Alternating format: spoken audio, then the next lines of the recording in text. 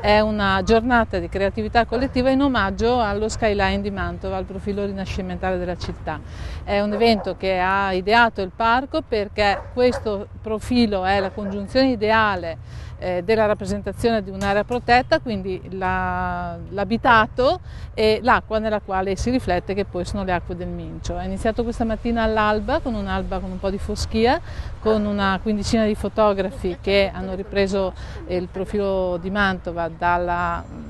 sponda del lago di Mezzo, prosegue nel pomeriggio e nella serata con il crepuscolo ed è rivolto a fotografi e pittori o appassionati di arti grafiche. Assieme a tutto questo c'è anche un momento di animazione teatralizzata che è qui accanto, dedicato anche quello al tema del profilo delle persone e delle persone che si riconoscono nel profilo di Mantova.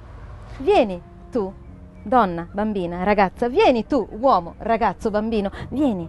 ti disegnerò il tuo profilo e da lì partirai per un viaggio dentro te stesso e da quel viaggio in cui scoprirai dei misteri, dei segreti che non hai mai confessato a nessuno, da lì partirai col tuo colore, il tuo pastello, la tua matita e dipingerai il tuo profilo dentro il profilo della città di Mantova, uno skyline personalizzato in cui dici: io sono Mantova, io sono dentro la mia città, le mie linee, le mie curve, i miei spigoli, i miei angoli, sono tutti dentro questa città. È un evento che ci consente di veicolare e far conoscere ancora di più le bellezze del nostro territorio e far conoscere quindi anche l'importanza che un ente come l'ente Parco del Mincio ha nella tutela, nella salvaguardia di quelle che sono le bellezze naturali del paesaggio. Direi che ovviamente l'immagine che da qua possiamo avere di Mantova è un'immagine ovviamente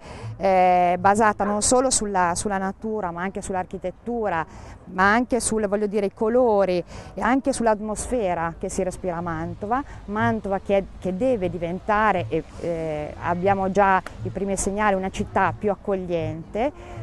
dove i cittadini stessi stanno bene e quindi riescono ad accogliere anche i turisti, e quindi ci auguriamo che questo titolo che quest'anno ci è stato consegnato dal Ministero dei Beni Culturali come Mantova Città Italiana della Cultura sia un inizio per un percorso molto lungo che porterà a Mantova, speriamo, a dei risultati ancora più evidenti e ancora più importanti.